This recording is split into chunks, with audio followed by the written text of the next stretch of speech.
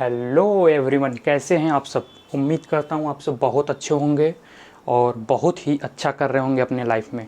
तो आज मैं फिर एक ज़बरदस्त और शानदार सेशन के साथ आप सभी के सामने आया हूँ।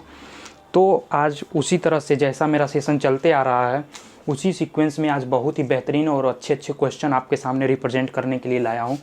तो ये क्वेश्चन जो भी होंगे निश्चित तौर पे आपके एग्ज़ाम के लिए काफ़ी बेनिफिशियल होने वाले हैं। तो आप लोग लास्ट तक बने रहिएगा और क्वेश्चन को अच्छे से ध्यान से देखिएगा और जो भी कॉन्सेप्ट आपको बताया जाए वो कॉन्सेप्ट आप लोग अच्छे तरीके से नोट करिएगा। तो चलिए बिना समय बर्बाद किए हुए हम लोग अपने क्वेश्चन की तरफ मूव करते हैं और बहुत ही बेहतरीन आज आपको कॉन्सेप्ट सिखा करके जाने वाले हैं। तो देखिए आपको सेशन बहुत ही पसंद आने वाला है। तो चलिए हम लोग सेशन को स्टार्ट करते हैं बिना समय बर्बाद किए। तो देखिए आपके सामने पहला क्वेश्चन कौन सा आने वाला है, तो रेडी हो जाइए। बहुत ही बेहतरीन क्वेश्चन आपके सामने आने वाला है। तो ये आपके सामने ये रहा क्वेश्चन। ओके स्टूडेंट्स, तो आपके सामने एक बेहतरीन क्वेश्चन आ चुका है। देखिए क्वेश्चन क्या कह रहा है। विशुद्ध धारक परिपथ, जिसको इंग्लिश में क्या बोलते हैं, प्योरली कैपेसिटिव सर्किट। विशुद्ध धारक परिपथ में यदि आवृत्ति फ्रीक्वेंसी घटाकर मूल आवृत्ति 1/4 कर दी जाए तो धारा कितनी होगी। यानी यहाँ पर करंट पूछा है कि यदि जो हम फ्रीक्वेंसी को घटा करके 1/4 कर दें, जो हमारा फ्रीक्वेंसी ओरिजिनल फ्रीक्वेंसी है उसको हम लोग घटा करके 1/4 कर दें तो करंट का मान क्या होगा। ठीक है, किसी भी प्योरली कैपेसिटिव सर्किट में। तो प्योरली कैपेसिटिव सर्किट हमारा कैसा होता है, जिसमें सिर्फ केवल कैपेसिटर प्रेजेंट हो। ठीक, जैसे ये मान लीजिए ये हमारा कैपेसिटर है, ठीक, इसके क्रॉस वोल्टेज भी है, करंट हमारा आई जा रहा है और जो कैपेसिटिव रिएक्टेंस है एक्सी। तो ये हमारा क्या हो गया, एक तरह का प्योरली कैपेसिटिव सर्किट। तो अब देखिए इसका ऑप्शन क्या कह रहा है। ऑप्शन ए है कि 4 गुना बढ़ जाएगा, आधा हो जाएगा, या 2 गुना बढ़ जाएगा, या 1/4 हो जाएगा। तो इसमें से आप लोग ऑप्शन गेस कीजिए कि अगर हम लोग फ्रीक्वेंसी को घटा दें तो हमारा जो करंट है वो कितना होगा। ठीक, तो चलिए इसके आप लोग ऑप्शन गेस कर लिए होंगे। हम लोग अब इसके कॉन्सेप्ट को डिस्कस करते हैं। बहुत ही बेहतरीन कॉन्सेप्ट यहाँ से आपको सीखने के लिए मिलेगा। तो बता दें आपको कि इस तरह के क्वेश्चन अक्सर आपके एग्जाम में पूछे जाते हैं। कहीं ना कहीं आप जाएंगे एग्जाम देने तो ज़रूर देखने को मिलेगा इस टाइप के क्वेश्चन। तो बहुत ही अच्छे तरीके से इस कॉन्सेप्ट को आप लोग समझिएगा। बहुत ही आसान कॉन्सेप्ट है और बहुत ही बेहतरीन कॉन्सेप्ट है। तो मैं अगर आपको यहाँ समझा दूंगा तो आज के बाद आपको दिक्कत नहीं होने वाला है। तो आप लोग, उम्मीद करता हूँ आप लोग नोट्स भी प्रिपेयर करेंगे साथ में। ठीक है, तो समझते रहिए, साथ में लिखते चलिए, तो आपको ज़्यादा समझ में आएगा। और कंप्लीट होने के बाद आप लोग रिवाइज़ कर लीजिए तो माइंड में आपके फिक्स हो जाएगा। मैं बार बार इसी चीज़ को फोकस करता हूँ कि जितना कम पढ़िए लेकिन चीज़ों को ज़्यादा रिवाइज़ कीजिए, बार बार पढ़िए। तो इससे क्या होगा, आपका सिलेक्शन जो होगा नज़दीक आएगा। ठीक है, ये नहीं कि दिन भर पढ़ रहे हैं हम लोग, दिन भर पढ़ रहे हैं। दिन भर पढ़ने से कुछ नहीं होता है। कम पढ़िए, जो आपके एग्ज़ाम के लिए इम्पॉर्टेंट है उस टॉपिक को पढ़िए। चलिए तो हम लोग देखते हैं इसके सॉल्यूशन को क्या होगा। देखिए हमारा रिएक्टेंस क्या होता है, कैपेसिटिव रिएक्टेंस XC = 1/ωc। जिनको पता है बहुत अच्छा है, जिनको नहीं पता है वो लोग आप लोग नोट कर लीजिएगा। ये हमारा फार्मूला होता है कैपेसिटिव रिएक्टेंस का। ठीक है, XC = 1/ωc। ठीक, अब यहाँ से ωc का मान आप लोगों को पता होगा। ωc बराबर होता है 2πfc। ठीक, तो यहाँ पर हम लोग ωc की जगह पर रख दें 2πfc, 1/2πfc। ठीक, ये चीज़। तो अब देखिए यहाँ से क्या कह रहा है कि अगर हम लोग फ्रीक्वेंसी आवृत्ति को घटाकर मूल आवृत्ति के 1/4 कर दी जाए, यानी फ्रीक्वेंसी को हम लोग घटा देंगे। फ्रीक्वेंसी f जो है, ये हमारा f हमारा क्या है, फ्रीक्वेंसी है, c हमारा कैपेसिटर है। कैपेसिटर का वैल्यू जो भी होगा वो रखेंगे। फ्रीक्वेंसी को अगर हम लोग कम करेंगे तो जो है कि हमारा जो कैपेसिटिव रिएक्टेंस है वो क्या करेगा, इंक्रीज करेगा। इनवर्सली प्रोपोर्शनल है। XC हमारा क्या है, XC = inversely proportional to f, frequency के इनवर्सली प्रोपोर्शनल है। ठीक, तो अगर हम लोग फ्रीक्वेंसी को कम करेंगे तो ये हमारा रिएक्टेंस क्या होगा, बढ़ेगा। तो वही चीज़ यहाँ पर किया गया है। ठीक, तो यहाँ तक आप लोगों को समझ में आया होगा कि हमारा कैपेसिटिव रिएक्टेंस जो होगा वो हमारा क्या होगा, इंक्रीज होगा। तो अब देखिए इसके आगे हम लोग क्या करते हैं कि यहाँ पर हमसे करंट का मान पूछा है। ठीक है, तो यहाँ से हम लोग करंट निकालेंगे। तो करंट हमारा क्या आने वाला है, इसको ध्यान से समझिएगा। यहाँ तक तो आपको कोई दिक्कत नहीं हुआ होगा। देखिए इसमें क्या किए हैं कि जो हमारा सिंपल सा फार्मूला लगाए हैं, एक्सी बराबर क्या होता है 1/ओमेगा सी। ये चीज़ आपको क्लियर। उसके बाद नेक्स्ट स्टेप हमारा क्या रहा कि ओमेगा सी की कुछ ना कुछ वैल्यू होगी, वो भी ये भी एक तरह का वैल्यू है, ओमेगा सी का मान है। ओमेगा सी को हम लोग कुछ इस तरह से लिख सकते हैं 2πfc। ये भी चीज़ याद करने वाली चीज़ है, इसको आप लोग माइंड में रख लीजिएगा। तो ओमेगा सी की जगह पर 2πfc रखें, ठीक। तो ये हमारा क्या हो गया 1/2πfc। यहाँ तक क्लियर। अब यहाँ से हमसे क्या पूछा है, करंट की बात किया है, ठीक है। तो करंट पे क्या असर पड़ने वाला है, तो यहाँ से हम लोग करंट निकाल लेते हैं। आई बराबर क्या होता है, हम लोग ओम का नियम जानते हैं, V/R होता है, ये ओम का नियम कहता है। तो यहाँ पर R के जगह पर हमारा XC है, तो यहाँ पर हम लोग I बराबर V/XC लिख सकते हैं। इतना चीज़ क्लियर। अब देखिए यहाँ से क्या करेंगे, फिर से वही प्रोसेस कि यहाँ से हम लोग क्या कर दें कि अगर हम लोग फ्रीक्वेंसी को घटा दें, कितना फ्रीक्वेंसी, ये हमारा ओमेगा सी, XC जो है यहाँ पर जो है XC को हम लोग घटा दें तो क्या होगा, करंट हमारा इंक्रीज होगा। तो क्या कह रहा है, कितना घटा दें, तो 1/4 घटा दें। तो जितना घटाएंगे उतना करंट हमारा इंक्रीज करेगा, ठीक। ये चीज़ आप लोगों को क्लियर हो गया होगा कि जितना हम लोग कैपेसिटिव रिएक्टेंस को कम करेंगे उतना हमारा करंट की वैल्यू बढ़ेगा। क्यों, क्योंकि हमारा जो करंट है वो इन्वर्सली प्रोपोर्शनल किसके है, ओमेगा सी के है। तो ओमेगा सी का मान ही हमारा क्या है 2πfc, ठीक है। तो यहाँ पर डायरेक्टली हम लोग 2πfc नहीं लिख करके डायरेक्ट ओमेगा सी लिख दिए हैं। यहाँ तक आप लोगों को क्लियर हो गया होगा बहुत अच्छे तरीके से। तो ओमेगा सी का मान अगर हम लोग कम करेंगे तो करंट का मान हमारा, जितना कम करेंगे उतना करंट का मान बढ़ेगा, ठीक। वहीं पे अगर ओमेगा सी को हम लोग बढ़ाएंगे तो करंट हमारा क्या होगा, डिक्रीज होगा, करंट हमारा क्या होगा, कम होगा, ठीक। तो चलिए, उम्मीद करता हूँ ये चीज़ आप लोगों को बहुत ही अच्छे तरीके से समझ में आया होगा। ओके स्टूडेंट्स, तो इसका जो ऑप्शन हम लोग क्या गेस किए थे, ऑप्शन जो हमारा आएगा 1/4 गुना हो जाएगा, ठीक है। तो ऑप्शन कौन सा मैच कर रहा है, ऑप्शन नंबर डी हमारा करेक्ट होगा यहाँ पर, ठीक है। तो ये चीज़ हो गया। अब हम लोग नेक्स्ट क्वेश्चन की तरफ बढ़ते हैं। अगला क्वेश्चन बहुत ही बेहतरीन, बहुत ही ज़बरदस्त कॉन्सेप्ट आने वाला है। ये भी आपको कुछ ना कुछ ज़रूर सिखा करके जाएगा। तो हर एक क्वेश्चन में मैं आपको बहुत प्रयास करता हूं कि कुछ न कुछ सिखाता रहूं, कुछ न कुछ आपको नया देता रहूं, जिससे आपको एग्ज़ाम के क्वेश्चन सॉल्व करने में बहुत ही हेल्पफुल हो। तो चलिए नेक्स्ट क्वेश्चन की तरफ बढ़ते हैं। देखिए नेक्स्ट क्वेश्चन हमारा क्या हो सकता है। ओके स्टूडेंट्स, तो एक बेहतरीन क्वेश्चन आपके सामने आ चुका है। देखिए क्वेश्चन क्या कह रहा है, एक कैपेसिटर, यानी एक कैपेसिटर है, कैपेसिटर का क्या फंक्शन होता है, फंक्शन मीन्स कैपेसिटर क्या काम करता है।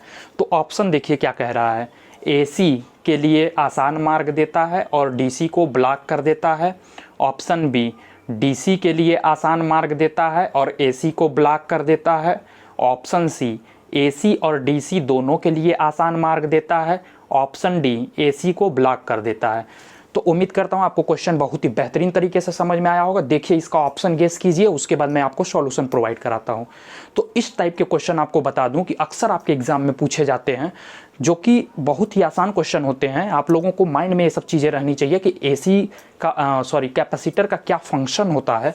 ये सब चीज़ें आप लोग माइंड में बिल्कुल फिक्स कर लीजिए। इस टाइप के क्वेश्चन आपको अगर एग्जाम देने जाएंगे तो कहीं ना कहीं घूमते टहलते ही आपको क्वेश्चन देखने को मिल ही जाएंगे। उसी टाइप के क्वेश्चन को मैं सेलेक्ट करके लाता हूं जो आपके एग्जाम के लिए बेनिफिशियल हो। तो चलिए हम लोग देखते हैं इसका सॉल्यूशन क्या होगा। उम्मीद करता हूँ ये सॉल्यूशन आपको बहुत ही ज़बरदस्त तरीके से समझ में आने वाला है। तो देखिए इसका क्या फंक्शन है, देखिए सॉल्यूशन बताता हूँ इसका। ऑप्शन आप लोग गेस कर लिए होंगे, तो इसके सॉल्यूशन पे आते हैं हम लोग। देखिए AC के लिए क्या होता है, AC के लिए अगर कैपेसिटिव रिएक्टेंस अभी हम लोग डिस्कस किए थे फॉर AC के लिए जो कैपेसिटिव रिएक्टेंस XC होता है वो क्या होता है, अभी थोड़ी देर पहले हम लोग डिस्कस किए थे 1/ओमेगा-C, ठीक। अगर यहीं पे ओमेगा-C का मान रख दें 1/2πfc, ठीक। तो AC में क्या होता है, AC हमारा कैसा वेव होता है, एक तरह का साइनोसोडल वेव होता है, ठीक। ये कॉन्सेप्ट आप लोग क्लियर कर लीजिए, हमेशा के लिए आपके काम आने वाला इस तरह के कॉन्सेप्ट। एक तरह का ये हमारा साइन वेव होता है, AC का सिंबल कुछ इस तरह से होता है। और जो हमारा DC होता है वो क्या होता है, DC के लिए अगर हम लोग कैपेसिटिव रिएक्टेंस लिखें तो क्या होगा, जो XC होगा यहाँ पर हमारा, अगर हम लोग यहाँ से लिखें XC 1/ओमेगा-C, ठीक है, ठीक है, अभी समझाते हैं इसको, ठीक। तो यहाँ से एक्स सी बराबर क्या हो जाएगा 1/2πfc। ठीक, तो जो हमारा डी सी होता है उसके लिए जो हमारा ग्राफ होता है वो एक कांस्टेंट लाइन होता है। ठीक है, करंट हमारा कांस्टेंट होता है और यहाँ पर क्या होता है, करंट हमारा समय के साथ वेरी करता है। ये हमारा टी हो गया, ये हमारा आई हो गया, उसी तरह से ये हमारा आई हो गया, ये करंट, और ये हमारा टी हो गया। तो अब देखिए एक इम्पॉर्टेंट बात इन दोनों में ये है कि जो एसी में होता है वो फ्रीक्वेंसी होता है, एसी का कुछ ना कुछ फ्रीक्वेंसी होता है, वो क्या होता है 50 हर्ट्ज।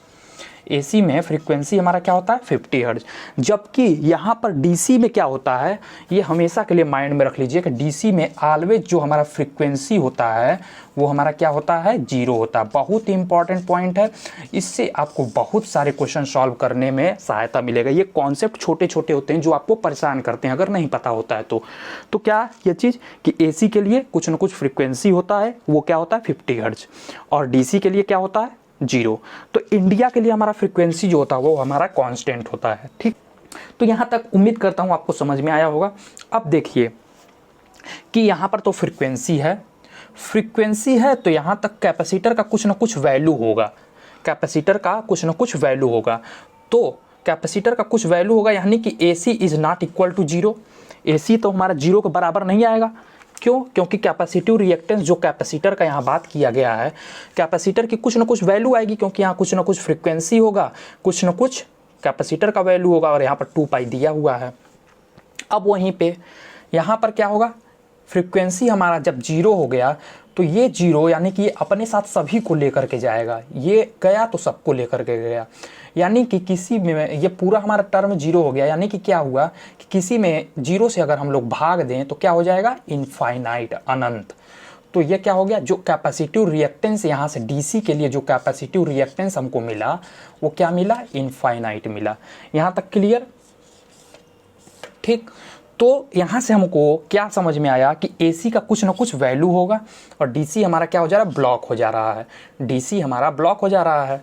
तो ऑप्शन हमारा A क्या कर रहा है, करेक्ट हो रहा है। ठीक है, A हमारा ऑप्शन मैच कर रहा है। क्या कह रहा है कि AC के लिए आसान मार्ग देगा, जो हमारा कैपेसिटर होगा वो AC के लिए आसान मार्ग देगा और DC को क्या कर देगा, ब्लॉक कर देगा।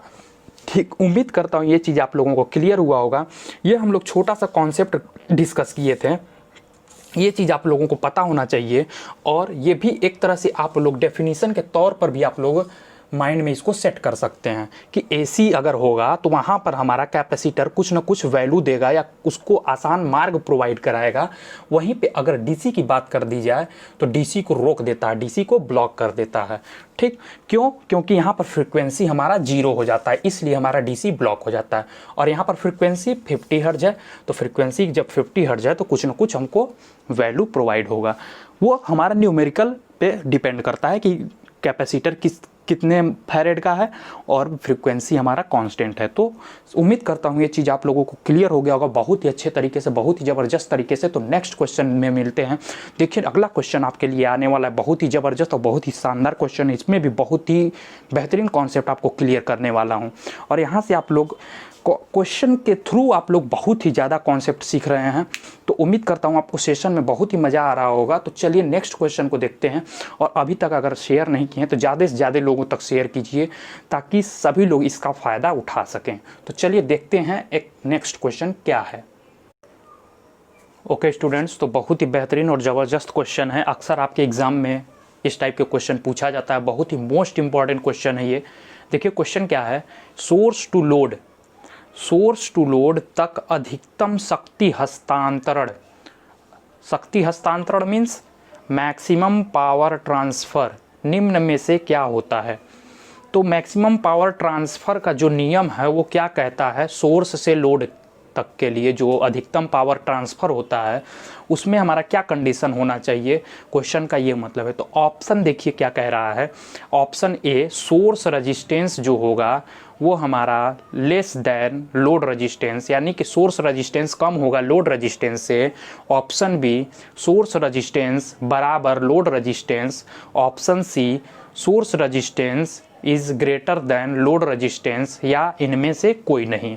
तो आप लोग ऑप्शन गेस कीजिए, उसके बाद मैं इसकी कुछ इंपॉर्टेंट टर्म्स को डिस्कस करता हूँ, इंपॉर्टेंट पॉइंट्स को डिस्कस करता हूँ जो आप लोगों के एग्जाम के लिए इंपॉर्टेंट होगा। तो आप लोग ऑप्शन गेस कर लिए होंगे कि कौन सा ऑप्शन लगेगा। तो आइए देखते हैं इसका करेक्ट आंसर क्या है। तो देखिए क्वेश्चन क्या कह रहा है कि source to load maximum power transfer theorem क्या कहता है कि जैसे ये मान लीजिए हमारा ये प्लस माइनस ये हमारा सोर्स है और ये हमारा मान लीजिए क्या है, लोड है। ठीक है, ये हमारा सोर्स है और ये हमारा लोड है। इसको मान लेते हैं हम लोग क्या, आर इंटरनल रेजिस्टेंस या आर एल। ठीक है, ये लोड रेजिस्टेंस है, ये हमारा इंटरनल रेजिस्टेंस है। ठीक है, ये वोल्टेज सोर्स है, इसका कुछ ना कुछ इंटरनल रेजिस्टेंस होगा अपना, तो वो इंटरनल रेजिस्टेंस है। वो इंटरनल रेजिस्टेंस को हम लोग सोर्स रेजिस्टेंस के नाम से भी लिख सकते हैं, ये आर एस भी लिख सकते हैं, यानी सोर्स। ये हमारा सोर्स हो गया और ये हमारा लोड हो गया। जो आउटपुट पे कनेक्ट होता है वो हमारा क्या होता है, लोड होता है। ठीक, तो सोर्स और लोड आप लोगों को क्लियर हो गया होगा कि ये हमारा सोर्स है जो कि वोल्टेज के साथ उसका कुछ न कुछ इंटरनल रेजिस्टेंस होगा वोल्टेज सोर्स का, वो हमारा सोर्स हो गया। और ये लोड जो आउटपुट साइड कनेक्ट होता है वो हमारा क्या होता है, लोड होता है। ठीक, तो अब देखिए ये क्या कह रहा है इसको हम लोग ऐसे भी आपको समझने के लिए मैं इसको अलग अलग पार्ट में लिख देता हूँ। ये चीज़ ये इधर वाला ब्रैकेट के इधर वाला जितनी भी चीज़ें हैं ये हमारा सोर्स है। ठीक है, सोर्स है। और इधर वाला जो भी चीज़ है ये आर एल ही है, तो ये हमारा क्या है, लोड है। ये चीज़ आप लोगों को क्लियर हो गया होगा, कोई डाउट नहीं होगा। इसको आप लोग बना करके अपने नोटबुक में लिख लीजिएगा। अब देखिए यहाँ से जो हमारा मैक्सिमम पावर ट्रांसफ़र थ्योरम होता है वो क्या होता है कि पी मैक्स, इसको हम लोग पी मैक्स भी लिख सकते हैं। मैक्सिमम पावर ट्रांसफ़र थ्योरम क्या कहता है कि जो लोड रजिस्टेंस है आर एल वो बराबर होना चाहिए सोर्स रजिस्टेंस के। ठीक है, लोड रजिस्टेंस सोर्स रजिस्टेंस के बराबर होगा तब हमारा मैक्सिमम पावर ट्रांसफ़र हो सकता है। ये हमारा कंडीशन मैक्सिमम पावर ट्रांसफ़र का है। तो अब देखिए जो हमारा आर एल लोड है वो सोर्स रजिस्टेंस के बराबर होगा तो हमारा मैक्सिमम पावर ट्रांसफ़र होगा, यानी कि ऑप्शन नंबर बी हमारा करेक्ट है यहाँ से। तो ये कंडीशन आपको याद रखना पड़ेगा कि जो सोर्स रजिस्टेंस होता है मैक्सिमम पावर ट्रांसफ़र थ्योरम में वो लोड रजिस्टेंस के बराबर होता है। ठीक है, तो ये option number B is correct. अगर ये बराबर हैं तब हमारा मैक्सिमम पावर ट्रांसफ़र होगा, अदरवाइज़ या तो ज़्यादा होगा या तो कम होगा, वो वैल्यू के ऊपर डिपेंड करता है।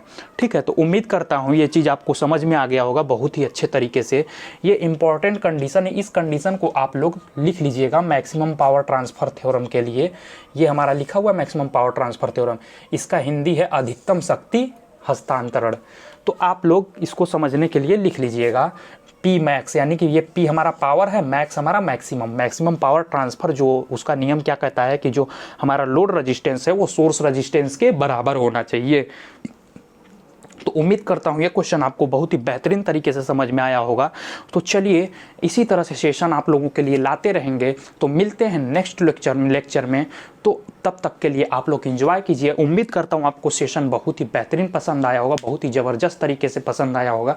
तो अगर अभी तक शेयर नहीं किया तो ज़्यादा से ज़्यादा लोगों तक शेयर कीजिए, ज़्यादा से ज़्यादा लोगों को जोड़िए ताकि हमें मोटिवेशन मिले आप लोगों के लिए बहुत ही कुछ अच्छा करने के लिए। वैसे भी मैं अच्छा करते आ रहा हूँ और भी अच्छा करूँगा। तो आप लोग ऐसे ही जुड़े रहिए, अपना सपोर्ट बनाए रखिए। तो ऐसे ही हम आप लोगों के लिए बहुत ही बेहतरीन कॉन्सेप्ट लाते रहेंगे और ज़्यादा से ज़्यादा आप लोगों की डाउट क्लियर करते रहेंगे। तो उम्मीद करता हूँ अभी तक जितने लेक्चर आप लोग देखे होंगे, जो लोग कंटिन्यू प्रत्येक लेक्चर को एंजॉय किए हैं, उनकी काफ़ी चीज़ें क्लियर हो चुकी होंगी, बहुत चीज़ वो अच्छे तरीके से कर रहे होंगे। तो अगर आप जो सीक्वेंस में लेक्चर देखेंगे तो मैं आपसे प्रॉमिस करता हूँ कि आप लगभग सभी तरह के क्वेश्चन बनाने के लायक हो जाएंगे। तो चलिए मिलते हैं नेक्स्ट लेक्चर में, तब तक के लिए बाय बाय, टेक केयर, जय हिंद।